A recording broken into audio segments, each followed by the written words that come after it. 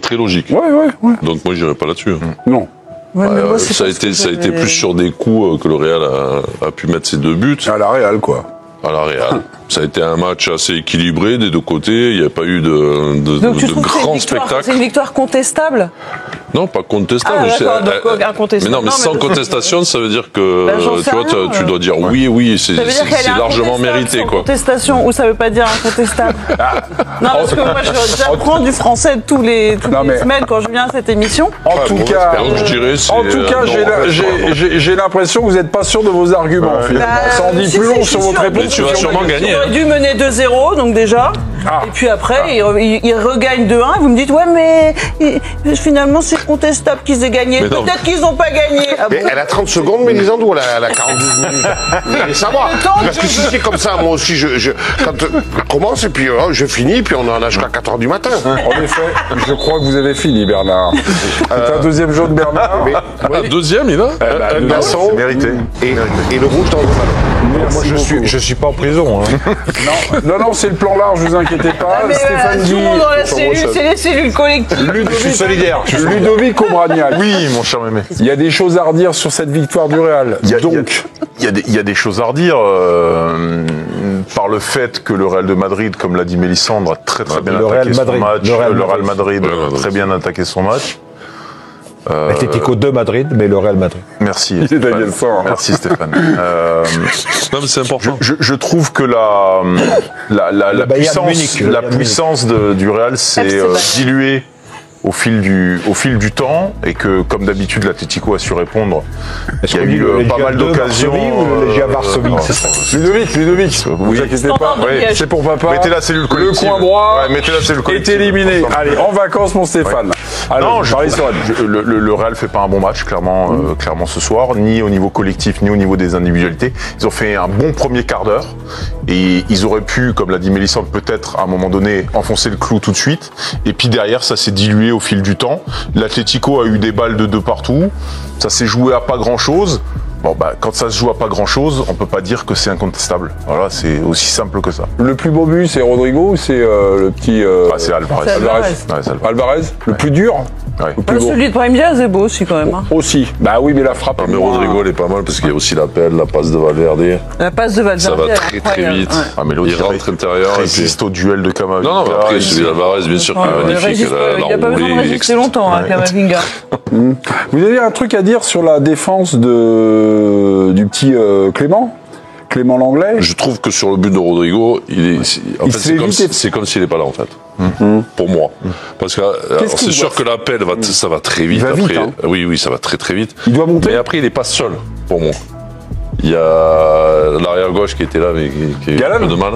Galan qui a eu un peu de mal dans ce début de mi-temps. Donc là, c'est le deuxième. Mais il est quand même là. Donc pour moi, il peut se dire que s'il part, parce qu'en fait, c'est difficile d'expliquer, mais s'il part extérieur, Galan peut revenir un peu. Mais par contre, intérieur, c'est lui qui doit le prendre pour moi. Il lui ouvre trop vite la porte. Et en fait, Rodrigo aussi cherche à rentrer pour frapper. Donc moi, je trouve que tu dois quand même penser à aller vers cette zone pour l'empêcher. Alors après, tu vas pas lui faire faute. Monter sur lui un peu. Mais non, mais c'est anticipé avant la dernière touche de Rodrigo d'aller dans cette zone-là, quoi. Tu vois, un petit peu. Mais parce que moi, je trouve qu'il le passe comme si c'est pas là, quoi. C'est protéger l'accès direct au but, en fait. Parce que en plus chercher il doit verrouiller la diagonale. Au lieu de ça, il anticipe déjà sur le fait que Rodrigo peut pousser le ballon. Je sais pas s'il anticipe. Après, l'autre va très vite. Mais par contre, tu peux pas ouvrir l'intérieur de la surface comme ça. 6e minute. Péno ou pas péno pour le Real. Galan qui fait une faute sur Rodrigo. Ça semble insuffisant pour Clément Turpin. Et dans quelques minutes, Johan Micou soutiendra la décision de Clément Turpin. Dans quelques minutes, dans quelques minutes. Je trouve que il y a un vrai contact à un moment donné, peut-être, où la réclamation est, je l'entends, c'est Galan. Il met le bras, voilà. Mais après, il est toujours en contact avec Rodrigo. Et je peux comprendre que ça ne se siffle pas. De tenir le bras, ça ne se siffle pas. Non, il le pousse d'être en contact à la fin. Moi, je trouve qu'après, Rodrigo tombe sans qu'il soit. Moi, je trouve pas. Je trouve qu'il se laisse tomber assez facilement. Non, le retenir un petit peu sur le bras, je reconnais. Mais vu qu'il est toujours collé à lui, Je suis pas sûr que ce soit si évident que ça, quoi. Moi, celui de Lille, je le siffle 200 fois, celui-là, 50-50. Et là, il se ment pas là. Tu vois, il n'y a pas la baignoire. Pas plus que toi, J'ai pas pris l'eau pour le moment. Et là, il se ment pas là. Bernard, là, vous dites. Non, mais après, je peux entendre qu'on dise qu'il est faute, quoi. La baignoire est en train de se rendre. Non, mais évidemment. Je découvre. Tu dis qu'il est au même niveau, c'est parce qu'il est noir. Je découvre que le. Voilà. T'as vu la nage? Oh, vous nagez bien, chef. Vous nagez très bien. Ah, d'un côté. Non, Bernard, tout le monde dit qu'il y avait pénalty autour de cette table. Non, mais je découvre avec Voilà, toi, merci, il est à sec. Dans la première partie de l'émission, que le Canadien est un Vaurien, qu'il a cherché, on parle de Jonathan David, et là, j'apprends qu'on peut retenir un attaquant qui te passe devant par le bras, le pousser pour le faire tomber et qu'il n'y a pas pénalty. Bon, bah voilà. C'est bien, mais... Les règles du foot changent, Bernard. Les règles du foot changent, tranquillement. Je conteste. L'IFAB s'est réuni avec le grand Gianni, tout va bien. Non, mais tu vois ce que je veux dire? Moi, je trouve pas qu'il y ait une faute. Il n'est pas à 1 mètre à le pousser comme ça, quoi. Il est tout le temps au contact proche de lui. Donc... Il le retient, il roule quand même son bras. Oui. Il n'y a pas un arrêt de Rodrigo, quoi, quand il lui retient le bras. Il n'y a pas Rodrigo qui passe et d'un coup qui revient. Bah, du coup, Rodrigo, il peut pas filer puisqu'il est retenu par l'autre. Enfin, je sais pas de. Non, ok. Bah, je pense que tu as bu un peu trop de café, président. Ouais, peut-être, ouais. Très bien. Penalty ou pas. Ah, tu vois, l'autre, il me dit, je vais te défendre, il n'a pas dit un mot. C'est comme ça qu'il défend les gars, quoi. J'ai trouvé que tu te noyais très très bien. Voilà. Allez, merci beaucoup. Beaucoup de classe en ce moment. Bon, là, je pense que ça frappe un débat. Bernard Lyons, c'est votre émission ce soir. Il y a un duel sur le penalty ou pas penalty, non? Non, c'était Mbappé, le match de Mbappé, flop ou discret. Est-ce qu'il est passé à côté de son match? Oui. Là, franchement, bah oui, tout le monde dit oui, non? Là, franchement, sur Mbappé. Mais peut-être. Stéphane qui Mais peut-être, parce que sinon, si on pose des questions, il n'y a pas de... Mais peut-être avec des circonstances atténuantes, non? Ah bon? Ah bon? Lesquelles? Bah, l'Atlético. Non, il y a un truc avec Vinicius, non, sur 2-3 situations. Ah oui. Qu'est-ce que vous voulez qu'on vous fasse comme réponse? Je sens que ce soir, vous avez déjà des réponses. Non, mais je sais pas, moi j'ai vu... Non, mais c'est vrai qu'il y a Il y a deux, trois situations. Alors, ce qui peut changer son match, c'est à la fin où il y a un centre en retrait pour Modric.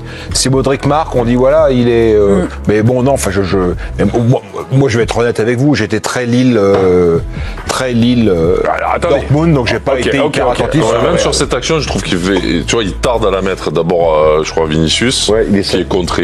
Et ensuite, même la passe qu'il fait à Modric, elle est pas super sympa pour Modric. Hein, parce que la balle arrive forte avec un peu des rebonds. Tu vois, tu peux quand même un peu plus t'appliquer pour que le gars qui va la frapper en une touche, ce soit un peu plus simple, je trouve. Moi, j'ai deux trucs. Mais c'est vrai que moi, je te rejoins. J'ai deux trucs. 2-3 actions. 13e minute, Vinicius frappe. Est-ce que c'est la logique de l'action? Puisque Mbappé était décalé au centre.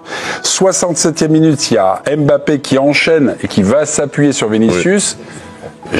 Passe appui, mouvement, Vinicius l'oublie. Il lui rend pas le ballon et il va enchaîner tout ça. Non, Mais c'est pas que ça. Non, je vous fais marrer. Non, mais ça, c'est vraiment la relation entre les deux. Oui. Et c'est pas ça qui fait qu'il rate son match. Parce que même, c'est plus que rater son match ce soir, pour moi. C'est-à-dire qu'on ne le voit pas, en fait. Ouais, non. Alors que Mbappé, quand on trouvait qu'il n'avait pas les jambes et tout, il tentait des trucs, ça passait pas. Tu vois, on le retrouvait pas sur ce qu'on a pu voir sur les 2 derniers mois.